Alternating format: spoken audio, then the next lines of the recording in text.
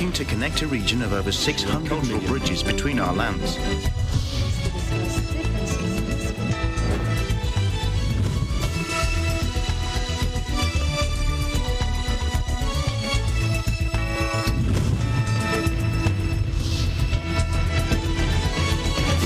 Good afternoon, I'm Alma Angeles and you're watching ASEAN in Focus, and we're coming to you live from Manila and Vietnam with Eliana Sebastian. Hello, Eliana. How are you? Hi, Alma. I'm doing good. I'm Eliana Sebastian, bringing you the news in the dynamic ASEAN region.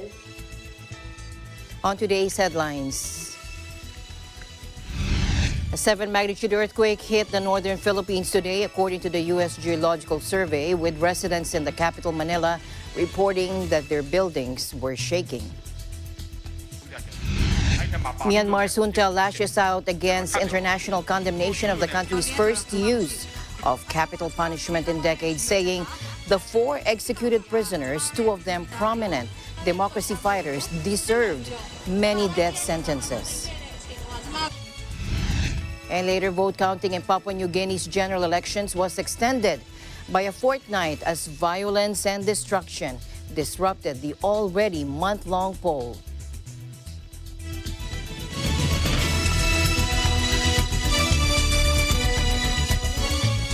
First in our news, a 7.1 magnitude earthquake hit the northern Philippines today, according to the USGS, with residents in the capital, Manila, reporting their buildings shaking.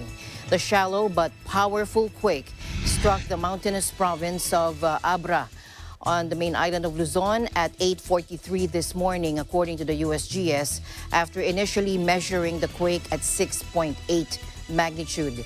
In Dolores, which felt the full force of the quake, terrified people ran outside their buildings and windows of the local market were shattered, according to Police Major Edwin Serio. In Vigan City, in the nearby province of Ilocos Sur, centuries-old structures built during the Spanish colonial period were damaged. There were reports of landslides in some areas. The National Disaster Agency spokesman Mark Timbal said road clearing operations were underway. The Philippines is regularly rocked by quakes due to its location on the Pacific Ring of Fire, an arc of intense seismic activity that stretches from Japan through Southeast Asia and across the Pacific Basin.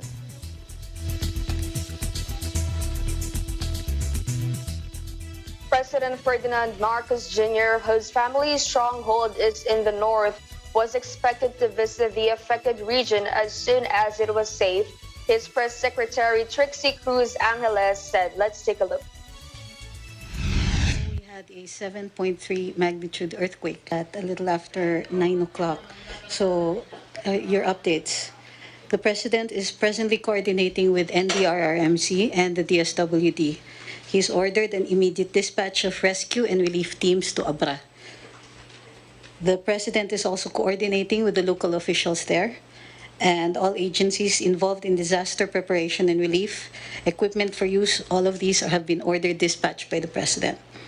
He also calls on the telcos to provide immediate assistance and free communication to all locations where the towers have gone down, to keep these communication channels open. He will immediately fly to the area as soon as the all clear is given. And the President and his first family are all unharmed. We will have to see. Right now, nakatutok siya dito sa ating disaster relief and response. Ngayon pa lang po dumadating yung feedback natin about the extent of the damage in certain areas. So the President will most likely put this as his priority and most likely might cancel certain appointments. Despite this saddening news about the damage this earthquake has caused, we are assuring everyone of the immediate dispatch of assistance to our affected countrymen. Marcos, Cruz Angeles said, has also directed the telecommunications service providers to provide immediate assistance and free communication to all locations where towers have gone down to keep these communication channels open.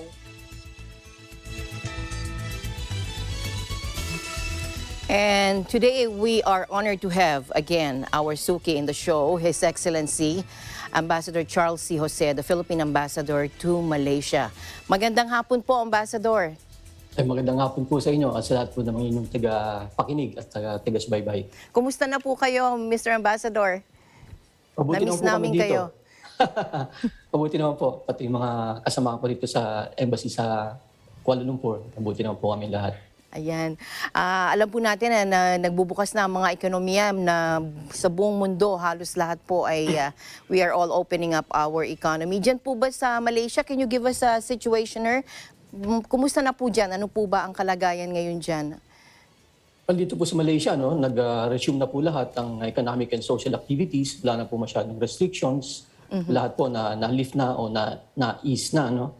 And according to the Malaysian government, on track ang kanilang economic recovery when they posted a 5% growth in their GDP nitong first quarter of this year. And they expect stronger growth, no? Even stronger growth during the second half of this year dahil nga po bukas na lahat ng sectors ng economy. And they project that the economy will grow by 5.5 to 6.5 for the whole year of 2022. And this is in line with the IMF and World Bank forecasts of 5.7 and 5.8 respectively. Pero sa kabila po nito ay, just like all the countries in the world, no? Dito rin po sa Malaysia ay nakakaranas din po ng pagtaas ng presyo ng mga bilihin, no? Dahil nga po sa mga, several factors affecting the global economy.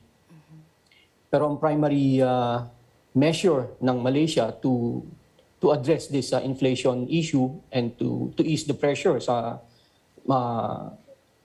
tao nila ay sa pamamagitan po ng subsidy, no? So the Malaysian government is subsidizing yung mga essentials, no? Mga prime commodities tulad ng fuel, yung mga gasolina po sa kotse, no? Cooking oil, most food items, and even electricity. So tulad po nung gasolina, yung kanilang regular unleaded ay nananatili pa rin po sa 2.05 ringgit per liter. So that is very low dahil po subsidize yung fuel nila rito. Malaysia is will have spent mga 51 billion ringgit this year in subsidies, no? And this represents 18.5 na kanilang total operating expenditure. Now, the question is this sustainable? Dahil may budget deficit na sila dahil nga po sa malaking amount na ini-spend nila sa subsidy. So, they either finance this deficit by increasing their revenues or borrowing more. Pero as it stands, yung kanilang government debt is already at 1.045 trillion ringgit as of end ng June, which is 63.8% of their GDP. And ang kanilang debt servicing ratio is at 18%, which is higher than most countries. So ito po ngayon ang economic situation sa Malaysia. Ang number one issue ngayon dito, tulad ng nararanasan ng karamihan, ay yung pong inflation o pagtaas ng presyo ng mga bilihin. So as you said, inflation nga po, no? So as Malaysia transitions into a COVID endemic phase, how does the country plan on curbing the overall ilang percent na ba ngayon? 3% po ba ang inflation rate po ata ngayon sa Malaysia? Yes, no? Let me check the... Yung kanilang consumer price index ay tumaas ng 3.4% ngayong end of June, year on year, no? Opo. So, yun po ang inflation rate ngayon dito. And, tungkol nga po sa endemic, almost 84% ng population ay fully vaccinated na po. Okay. And ngayon po, available na rin ang second and even third booster shots, no? And, throughout nung 2 years ng pandemic, ay nag-spend po ng about 100 billion ringgit ang Malaysian government in relief assistance, no? Kabilang na po dito yung direct cash dole out na umabot ng 17 billion ringgit last year and about 12 billion ringgit this year. And 80 billion kanilang in-spend, 80 billion ringgit for yung subsidizing yung mga commodities. Meron po bang expanded budget for post-pandemic recovery ang Malaysia? Wala na po silang ina-announce, no, na additional budget, no, post-pandemic.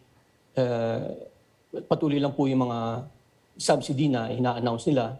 Pero yung pong cash assistance sa kanilang tinatawag na B40, yung pong bottom 40 ng kanilang population, yung household na nag-earn ng less than 4,000 ringgit a month. Kumusta naman po ang ating mga kababayan dyan, ang mga OFWs po natin, Mr. Ambassador? Well, How are they affected po? Well, of course, they must also be feeling the pinch, no, nito pong pagtaas ng presyo ng bilihin. Pero the price increase is less than what should be expected dahil nga po sa malaki na subsidy na binibigay ng Malaysian government. And coupled with that, yung pong another issue, no, yung paglakas po ng US dollars. And dahil nga po doon, most currencies ay nagmumukhang mahina, no. Kasama na rin po dito ang Malaysian ringgit. So, kumbaga double whammy, Yes. tumataas ang presyo and dumihina po yung currency. Kumusta naman po yung ating Philippine trade and investment po with Malaysia? How are they affected po with this ongoing... Yes po. We're happy to announce, no, na dahil nga po nagbukas ng lahat ng sectors ng economy,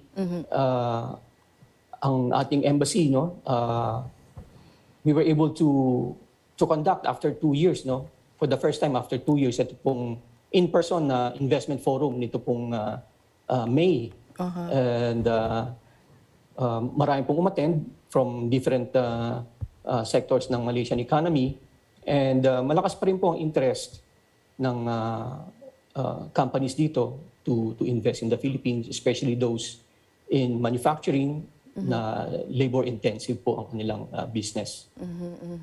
Kanina po, no, so I asked about the 3% inflation. I'm sure na, syempre nga, sabi nyo nga, naapektuhan din ang ating mga kababayan. Ano po?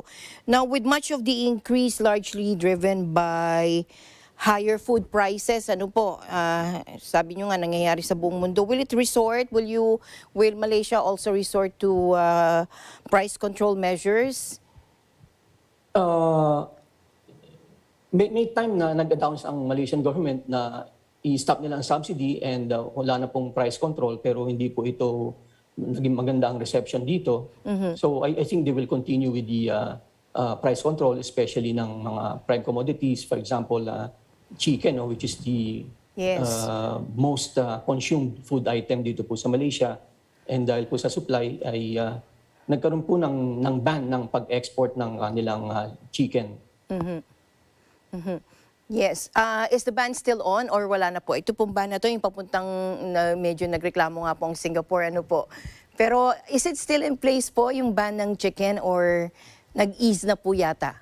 Nandiyan pa rin po yung ano. Nandiyan pa in place pa rin din. yung ban. Kaya ang Singapore, they concluded, nag-source sila ng bagong Indonesia na po ang pinagkukunan nila ng kanilang supply ng chicken ngayon. Oh, I see. Okay. So, Ambassador, please tell us about your ongoing initiatives and sa Philippine Embassy po para sa ating mga Pilipino at kababayan po dyan sa Malaysia. West and East Malaysia po ba? West and East Malaysia, yes. Well, we're happy to announce po, no, na nag-resume na rin yung after nung pandemic. Nito pong year, nag-start na kami ng na-resume na namin ng aming regular consular outreach mission sa East Malaysia, sa Sabah. And nakapag-conduct na po kami ng 5 consular missions in different places in Sabah, including Kota Kinabalu, Sandakan, and Tawau, para po i-extend yung consular services namin sa mga kababayan natin doon na gustong kumuha ng bagong passport, mag-renew ng kanilang passport, and mag-avail ng iba pang consular services tulad ng mga registration ng birth and mga authentication ng kanilang mga documents. And we will continue with that for the rest of the year, no? And in June, we also conducted a special consular mission sa isa pong palm oil plantation sa Sabah. Para naman po ito sa mga Filipino plantation workers doon na nangangailangan po ng document, no, to regularize their employment status. So, para po makakuha sila ng working visa, kailangan po nila ng documents. So, our consular team went there to issue them with documents para makakuha sila ng working visa. Also, Tourism Malaysia, I just read, no, they're also realigning their programs to attract tourists towards domestic tourism, promoting the country as a top holiday destination. Magandang balita din po yun, as always. Ano po? Yes po, pati yung marketing, yung tourism marketing office po natin dito, Yes. ay bumalik na po sa kanilang tourism promotion work, no? For example, meron silang tie-up with Watsons dito. Yes. Para i-promote ang tourism to the Philippines. So may isang nilaunch na campaign yung tourism office natin dito. Yung po mga customers ng Watsons ay may chance na sa lucky draw, no? They'll be able to travel for free to the Philippines. Wow. And also, Ambassador, of course, we know that the monkeypox outbreak has been declared a global health emergency. At nagkaroon na po yung Thailand, meron na rin po na nagpunta sa Cambodia, nakaka-hospitalize na ngayon sa Cambodia yung Nigerian man. Singapore also reported some cases. What about po sa Malaysia? Ano po ba ang kalagayan ng tungkol po dito sa monkeypox po? Meron pong naiulat na meron pong 9 suspected cases ng monkeypox. Yes. Pero yung Ministry of Health confirmed that these were all negative. Wow. Ngayon pong Monday ay nag-issue ng directive ang Ministry of Health requiring all inbound travelers coming from countries with reported monkeypox cases to register and update their health status doon po sa MySajetra app, no? And to monitor themselves for symptoms for 21 days upon arrival. So that is si MySajetra app. Ayun. Tama po ba yung pagkasabi ko? Siguro kayo, sanay na kayo na mag-Malaysian dyan sa... Dyan po. Yung primary tool nun nung pandemic, yung MySajetra app. Para, ito rin po yung ginagamit nung pandemic po. Yes, dinevelop ito nung pandemic for contact. Po lumalabas yung vaccine certificate namin. I see. So that's good to hear. So negative naman po yung 9 na reported. Reported lang po pero hindi pa confirmed. So ngayon confirmed po, hindi monkeypox yun. So no monkeypox outbreak in Malaysia po. No cases of monkeypox there po. Tama po, wala po. Wala pa po. That's good to hear. Ambassador, can you tell us more of your future projects there in the embassy po? Baka meron kayong gustong iparating sa amin. Ano pong balita nyo sa amin, mga new developments po dyan. At baka makakuha rin po ako ng reaction po tungkol po sa SONA ni President Marcos. Baka meron kayong masasabi din po. Ma-relate nyo yung mga future projects din po doon. Well, sa future projects po, mahalaga po sa mga kababayan natin dito yung consular services po, no? And tulad ng nabanggit ko kanina, patuloy po yung pagpunta namin sa Sabah para sa mga regular consular outreach namin. And for every mission, no, ina-announce po namin ito sa aming Facebook dahil po kailangan ng pumunta ron ay merong prior appointment, no, So para hindi para maayos. So meron kaming sistema kung paano po sila makakuha ng appointment at ina-announce po namin ito sa aming Facebook. So sa mga kababayan dito especially sa Sabah, subaybayan niyo po ang aming Facebook page para malaman kung yung mga date at schedule po ng aming pagpunta sa Sabah. At doon po naman sa zona ni Pangulong Marcos, of course, it's very encouraging, no? Dahil nag-focus ang nilayout ng ating Pangulo ang kanyang economic program dahil ito po talaga ang pinaka mahalaga para sa ating po sa bansa at sa ating mga kababayan. So for the near term and the medium term ay meron po tayong roadmap na susundan para manumbalik po ang sigla ng ekonomiya ng Pilipinas. Ayun. Any last message, Mr. Ambassador, before we go? Well, gusto ko lang pong batiin ang Iglesia ni Cristo, no? On its 108th founding anniversary today. At I'm happy to note na ang Iglesia ni Cristo ay malaking bahagi, no, ng effort ng ating buong Filipino community dito sa Malaysia, especially during the pandemic. Marami pong relief efforts na ginawa ang INC at marami pong natulungan ng kababayan natin dito during the pandemic. So I pray for more blessings for INC at nang sa gayon ay maging mas blessing din ang INC dito po sa mga kababayan natin dito sa Malaysia. Maraming salamat po, Mr. Ambassador. As usual, kayo po ay suki na namin dito sa Net25, lalong-lalo na po dito sa ASEAN in Focus. Thank you. Pinaunlakan niyo po ang aming imbitasyon na makausap po kayo ngayong araw na ito. Maraming salamat po. Mag-iingat po kayo, Mr. Ambassador. Thank you very much for your time. Thank you very much. Thank you. Thank you. And let's hear some greetings for the Iglesia ni Cristo. Let's listen in.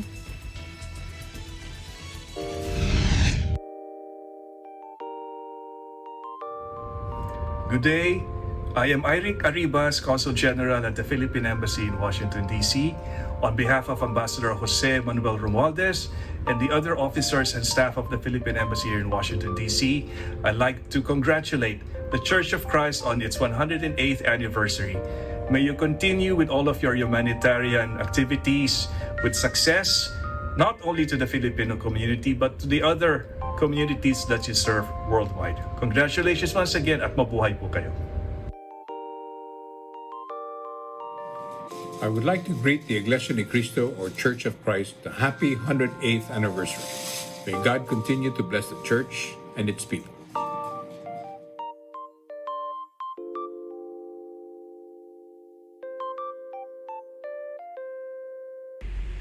From the local of Hong Kong East, Ecclesiastical District of Hong Kong, we would like to greet our beloved Executive Minister, Brother Eduardo V. Manano, and all the brethren around the world.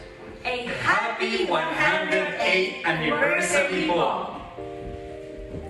From the local congregation of Hong Kong East, Ecclesiastical District of Hong Kong, we would like to greet our beloved Executive Minister, Brother Eduardo V. Manalo, and all the brethren around the world. Happy 108th anniversary po! ASEAN in Focus will be right back. Please stay tuned.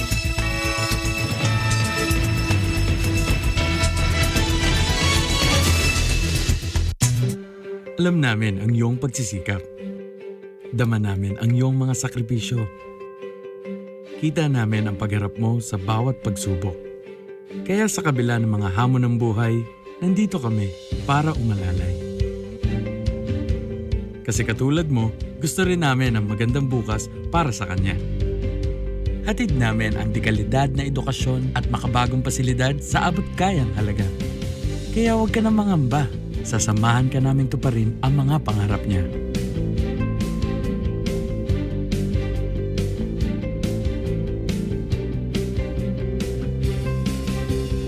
Maaasahan mong sulit dito ang mga pinagsikapan mo.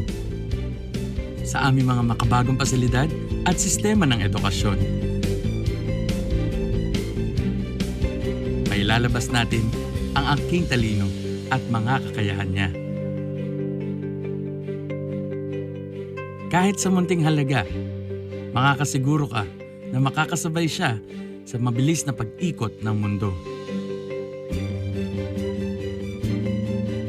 Sa New Era, karamay mo kami sa bawat hamon. Kaagapay mo kami sa bawat hakbang. Kasama mo kami sa bawat ngiti at tagumpay.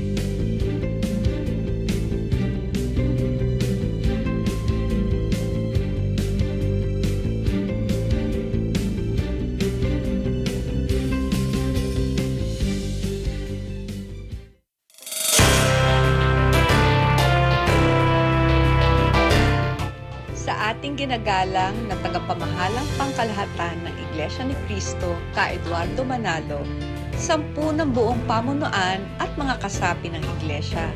Nais kong ipaabot ang aking taus-pusong pagbati ng maligayang anibersaryo sa ika-108 taon ng pagkakatatag ng Iglesia ni Cristo. Hangad ko ang patuloy na tagumpay sa pagsasakatuparan ng inyong dakilang misyon ng pagpapalaganap ng mabuting aral ng ating Panginoon at ang paglulunsad ng inyong mga proyektong kapaki-pakinabang sa ating mga kababayan at sa buong kapatiran. Muli, maligayang anibersaryo sa Iglesia ni Cristo.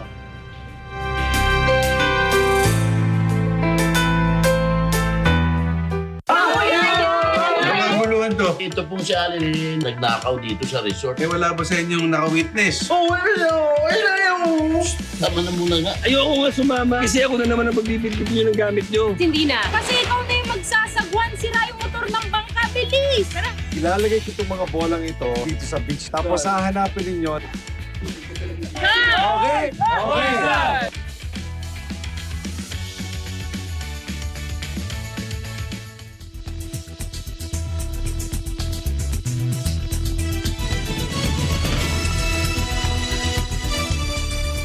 And the news continues here on ASEAN in Focus. We're still coming to you live from Manila in Vietnam with Eliana Sebastian.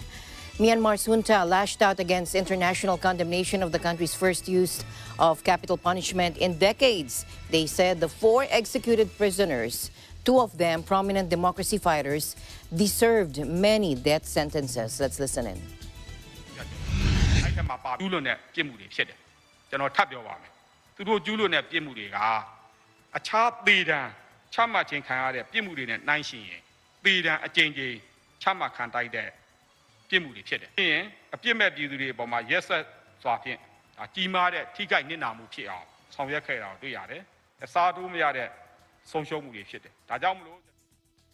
The executions announced on Monday sparked condemnation from around the globe, heightened fears that more will follow, and prompted calls for sterner international measures against the already isolated junta. But the military authorities were defiant, with spokesman Zhao Mintun, as we heard there, insisting that the men were given the right to defend themselves according to court procedure. He also said they harmed many innocent people. There were many big losses which could not be replaced. The prisoners, who included the former lawmaker from ousted civilian leader Aung San Suu Kyi's party, had been allowed to meet family members through video conferencing, he said, without providing details. The junta had previously rejected criticism from the United Nations and Western countries over the death sentences. After a chorus of international condemnation, including from the UN, the United States and European countries, there were fresh criticism of the junta on Tuesday. The Association of Southeast Asian Nations, or the ASEAN bloc, which has led diplomatic efforts to end the crisis, said it was extremely troubled and deeply saddened by the executions. Let's listen in. There were 2 important decisions. Number one, that Myanmar should not be invited to send political representation to all ministerial level meetings. This is to show that we are very serious on the issue of political representation. Prior to this, Malaysia's stand was that Myanmar should not be invited to send political representation to all of the ASEAN summit. But because we don't see clear progress of the 5-point consensus, so we have decided to come up with this standpoint. Point number 2 is on the implementation of the 5-point consensus. We regret the fact that they don't seem to be real progress thus far, and because of that, we are very supportive of the ideas as expressed by Dr. Noeleen Heyzer as Special Envoy of the UN SecGen, that we should have a proper framework on the implementation. Malaysia will present some of our ideas on the framework during the next meeting of the foreign ministers, which will be held on the 3rd of August in Phnom Penh. Suffice for me to say that the key element of the framework is there must be an end game. You have to have an end game. What is the end game of the 5-point consensus? Now, the second point that I want to raise is on the execution of the 4 activists. We condemn the action by the junta to execute the 4 activists. We feel that this is a crime against humanity. I believe the foreign ministers, when we meet in Phnom Penh on the 3rd of August, will look into this. Well, regardless of the timing, but more importantly, this takes place about less than 2 weeks after the Special Envoy visited Naypyidaw, and just about a week before the ASEAN Foreign Ministers meeting in Phnom Penh. So we look at it that as if the junta is making a mockery of the 5-point consensus, and I think we really have to look at this very, very seriously. However, having said that, the actual work on trying to implement the 5-point consensus must go on and probably should be strengthened with some kind of a framework to ensure that there is an end game and we have proper items and processes to take it forward. So those are, we hope we have seen the last of the execution, and we will try to use whatever channel that we can to try and ensure that this will not happen again. Yeah, but at the same time, we have to show a strong signal that we are not happy with what happened. And we have said this long time ago that ASEAN should also be engaging the NUG and the NUCC, among others, besides the junta.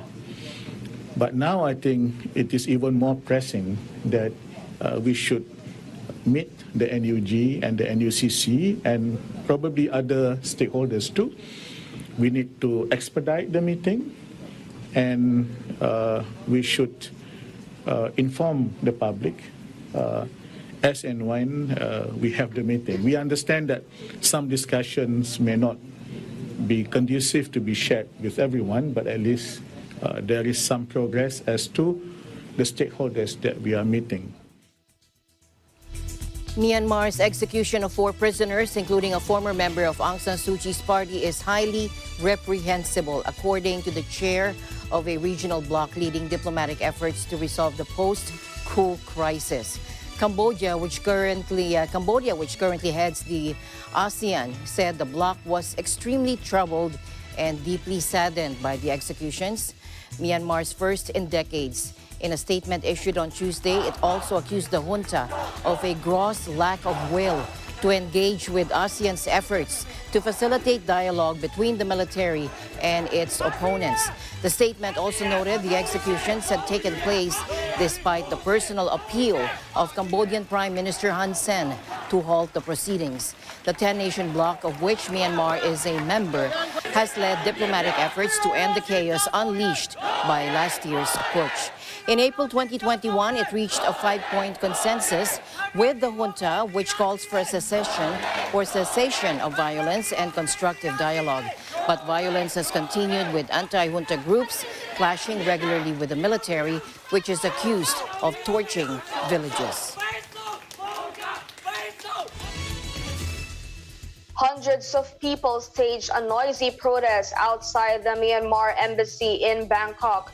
Some hold photos of prominent democracy fighters Ko Jimmy and Phyo Zayatao, who were executed by Myanmar's junta government on Monday alongside Aung San Suu Kyi's portraits. Let's take a look. I'm here to protest for my country. Yesterday was the sad day for our people in Myanmar, and our country is still in hell. Yesterday they executed 4 people in Myanmar, and it was so sad to say the news about Myanmar. So I'm here to protest this. They need to release our leader as soon as possible, and the world needs to know about Myanmar. The world must know about our situation in Myanmar. Hundreds of pro-democracy demonstrators protested outside neighboring Myanmar's embassy, waving flags and chanting slogans amid a heavy downpour. The executions were carried out over the weekend and came as a surprise even to family members. Myanmar, formerly known as Burma, announced in June that it was going to resume executing prisoners and has 113 others who have been sentenced to death, although 41 of those were convicted in absentia, according to the Assistance Association for Political Prisoners, a non-governmental organization that tracks killings and arrests. At the same time, 2,120 civilians have been killed by security forces since the military takeover. Over 100 people gather outside the United Nations University building in Tokyo to demonstrate against the execution of 4 prisoners, including 2 democracy activists in Myanmar. It's the country's first use of capital punishment in decades. Phyo Zayatao burst onto the public stage in the early 2000s as a hip-hop pioneer whose subversive rhymes targeted the then-ruling junta. The band skirted the military's notorious censors by circulating bootlegged copies of songs recorded in underground studios or performing in private stage shows. Piao Min Yu, known as Ko Jimmy, meanwhile, rose to prominence during Myanmar's 1988 student uprising against the country's previous military regime. The writer and organizer spent more than a dozen years in the prison under the previous junta for his pro-democracy activism, calling detention his second home. But jail only made him more of a steadfast champion of democracy for his people. Vote counting in Papua New Guinea's general elections was extended by a fortnight as violence and destruction disrupted the already month-long poll. The country's Governor General announced the extension. Here's Echo Hortaleza from our Papua New Guinea Bureau. Port Moresby, the capital city of Papua New Guinea, is suffering from killing and violence in broad daylight. Rioters, armed with bush knives, run amok while residents, if not locked up at home, move around the city in fear. Clashes between supporters and candidates of the recently concluded national election erupt at Surgeon Guy Stadium as disputes over the ballot counting in Moresby Northeast arise. Fights between poll watchers have escalated to what has been described as disturbing. As of this report, Governor Powes Parkov asks the police commissioner and the Reserve Police Urban Safety Units to increase security in the ballot counting centers. He also calls on all candidates to restrain their supporters. I want to appeal to our people in the city to also be calm and allow the security forces to deal with the situation in the city. I want to assure all our people in the city too that this morning I have gone through the length and breadth of our city. We have all risen up to, check on the city as to what the real situation is. As the incumbent governor, I want to say is this, that our message is unanimous. We are horrified equally and condemned what happened. And we are all here because we want to assure our people in the city, all our residents, business house, schools, women and children, that our desire is for the city to come to normalcy, for peace to prevail, and for the election process, especially counting, to go ahead and complete as fast as possible. We are unanimous too that the police should, investigate and arrest. Some arrest has been made, but make sure the perpetrators are brought to justice, so that this behavior or habit, it must stop. It must not become any more part of our political culture, not in our capital city. And we want to make this appeal to everybody in our country, especially candidates too. We must stop this type of violence during election.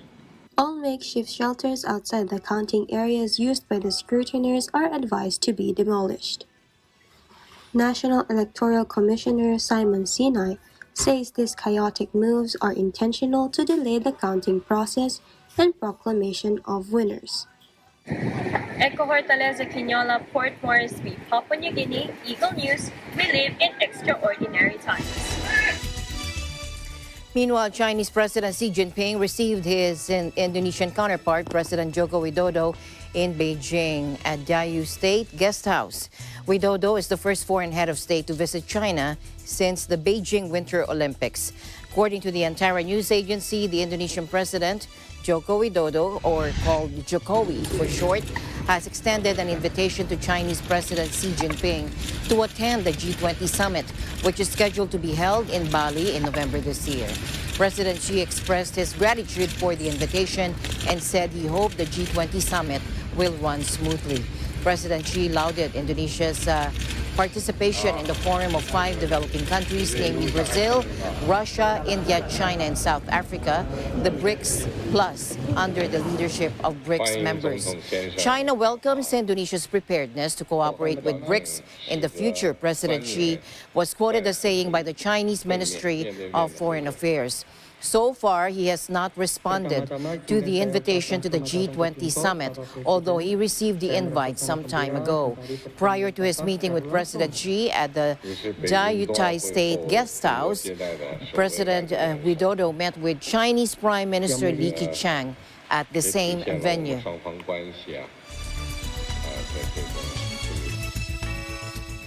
Prime Minister Fumio Kishida met with Indonesian President Joko Widodo on Wednesday. According to the Kyodo News Agency, the two leaders seeking to strengthen ties ahead of a summit of the Group of 20 Major Economies later this year. The two leaders were expected to discuss security and economic cooperation between the two countries, as well as the upcoming G20 summit, where Russia's invasion of Ukraine is almost certain to top the agenda. The president, on the second leg of his 3-nation tour after China, will chair this year's G20 summit in Bali in November. Indonesia has invited both Russian President Vladimir Putin and Ukrainian President Volodymyr Zelensky to the gathering. During his 4th visit to Japan as president, Widodo is also scheduled to meet with Emperor Naruhito later in the day before leaving for South Korea. In other news, the rapidly spreading monkeypox outbreak can be stopped, an official from the World Health Organization said on Tuesday. It comes after WHO Director General Tedros Adhanom Ghebreyesus on Saturday declared the spread of the virus to be a public health emergency of international concern, the organization's highest level of alert. Through this, WHO hopes to enhance the coordination and cooperation of countries and all stakeholders, as well as global solidarity. Dr. Rosamund Lewis, WHO technical lead on monkeypox, said. Let's take a look. The determination of a public health emergency of international concern constitutes the highest level of global public health alert that the World Health Organization can offer and can determine. And through this, we hope to enhance the coordination, cooperation of countries and all stakeholders, as well as global solidarity. WHO has assessed the risk in the European region as high and globally as moderate because other regions are not at the moment as severely affected. But the reason this alert was called is that we wish to ensure that we can stop the outbreak as soon as possible. Because at the moment, the outbreak is still concentrated in groups of men who have sex with men in some countries, but that is not the case everywhere. It is really important to appreciate also that stigma and discrimination can be very damaging and as dangerous as any virus itself. We are working with member states as well as, for example, the European Union that is procuring on behalf of a large, more member states. And at the moment, yes, the United States of America has released a significant quantity of vaccines back to the manufacturer in order to support requests from other countries. At the moment, mass vaccination is not required, right? It is recommended, WHO has recommended in the interim guidance vaccination for those who have been exposed, so post-exposure prophylaxis, as well as for those who may be at risk, so preventive vaccination prior to exposure. And a really important point to keep in mind here is that when someone is vaccinated, it takes several weeks for the immune response to be generated by the body. Majority of cases are, as we mentioned already, in young adults, young men, but that is actually quite a broad range, and I think the median age is 37. We are seeing in our data some cases over the age of 50, but not many. This year, there have been more than 16,000 confirmed cases of monkeypox in more than 75 countries. Dr. Lewis said the real number was probably higher. Coinciding with the 108th anniversary of the Church of Christ, the Canadian Parliamentary Secretary congratulated the Iglesia ni Cristo on its 50 years in the country. Let's take a look. The Iglesia ni Cristo, or Church of Christ, an international religious organization established in 161 countries, is celebrating its 50th anniversary this year in Canada. Part of the celebration takes place at Parliament Hill, where Parliamentary Secretary to the Prime Minister, Greg Fergus, delivers his congratulatory remarks to the church. Also recognized was the Felix Y. Manalo Foundation, the church's charitable arm. The foundation holds outreach programs, humanitarian projects, blood drives, and cleanup in the communities where the church's 144 congregations and missionary sites in Canada are found. It is essential to mark the occasion because this organization makes a positive impact on the lives of new immigrants as well as on individuals and families challenged by natural disasters and poverty. Communities of faith, such as Iglesia ni Cristo, are deeply woven into Canada's social fabric. Values Canadians cherish, such as compassion, generosity, justice, are anchored in faith traditions. And just right now, we concluded a commemoration of the congratulatory letter coming from the Parliamentary Secretary to the Prime Minister, namely the Honorable Greg Fergus. So I think by having the Iglesia ni Cristo being involved on the ground, helping people out, especially people in need, to me is a great way of just spreading the message of community, of love, of hope, of charity, and of fellowship between all humans. So I think it's a wonderful message, and to do that in a faith-based way, I think has spoken very well for the church over the last 50 years here in Canada, 108 years around the world. The Church of Christ here in Canada will be celebrating a 50 years anniversary. At the same time, the Iglesia ni Cristo will be celebrating its 108th anniversary.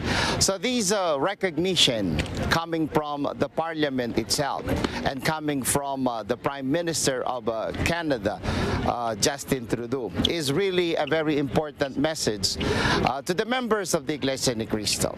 Their recognition to the efforts being conducted by the Iglesia ni Cristo for the sake of the Canadian people, not just the members of the Church of Christ, but also non-members alike.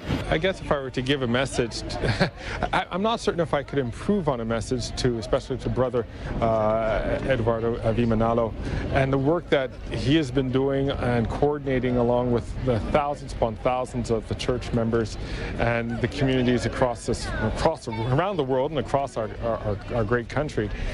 I can't, I think, add anything to that, because the work that you're doing, especially for our brothers and sisters who were in need during COVID, really, frankly, it's me who's inspired by that kind of work. And I think all Canadians, and I think if people were to turn their attention to it, they would be very inspired by what's been happening. The only thing I could ask, really, is please continue doing your good work. Continue doing the work that helps people out, that makes them feel part of a community.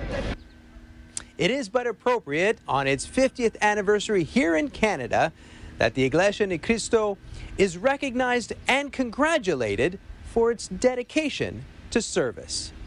Sabir Mufti, Ottawa, Canada, Eagle News. We live in extraordinary times. Since 1968, when the Iglesia ni Cristo, or Church of Christ, conducted the very first worship gathering outside the Philippines, the government of Hawaii has continually recognized the INC's victories and contributions to the Aloha State and elsewhere around the globe. Most recently, Hawaii's governor formally congratulated the Global Church with an honorary certificate. Mia Asenas from the Hawaii Pacific was at the ceremony and files this report. Let's take a look. We are so thankful to our loving God to be here in Honolulu, Hawaii, to receive the proclamation and the recognition coming from the governor. Hawaii Governor David Ige formally congratulated the members of the Iglesia ni Cristo with a proclamation as the INC reaches her 108th anniversary, as well as 54 years in the Hawaiian Islands. The presentation took place earlier this month at the State Capitol building in downtown Honolulu. There, Church of Christ ministers received the honorary certificate on behalf of the INC. This day is very important to us, memorable to each one of us, because the people here, especially the people of the government, recognize the importance and the impact of the Iglesia ni Cristo in Hawaii, particularly here in Honolulu. To recall, in 2018, the Aloha State government also recognized the INC during the Worldwide Walk and 50th anniversary of the church's establishment in Hawaii. State officials like Senator Bennett Misalucha took time to deliver their personal congratulations. My special aloha to Brother Manalo for all his love and support of the people of Hawaii. I want to make sure that you know that you have a friend here in Hawaii. Anytime you come, please come and say hello to us and say aloha. And we want to wish you a happy anniversary. To our Executive Minister, Brother Eduardo Manalo, first we would like to congratulate you po for the 108th anniversary of the Church of Christ. We promise you po that we will continue to do our very best. In these extraordinary times, the Iglesia ni Cristo, or Church of Christ, continues to grow worldwide, reaching 161 countries and territories with members from 149 races and nationalities, including the Hawaiian Islands, where the church's foreign mission began on July 27, 1968. From Honolulu, Hawaii, I'm Mia Asenas, Eagle News. And that is the latest news in the ASEAN region and beyond, those affected by the news here in ASEAN in Focus. Thank you very much for joining us today. Thank you, Eliana. Happy anniversary to Iglesia ni Cristo 108th anniversary. Thank you very much for joining me today. Thank you, Alma. I would also just like to greet all members of Iglesia ni Cristo from all over the world. Happy 108th anniversary. From EBC Vietnam Bureau, I'm Eliana Sebastian, and we live in extraordinary times. Happy 108th anniversary to the Iglesia ni Cristo and the brethren worldwide. And that's it for today's broadcast. We'll see you back tomorrow, same time, same place. Stay in the news because we live in extraordinary times.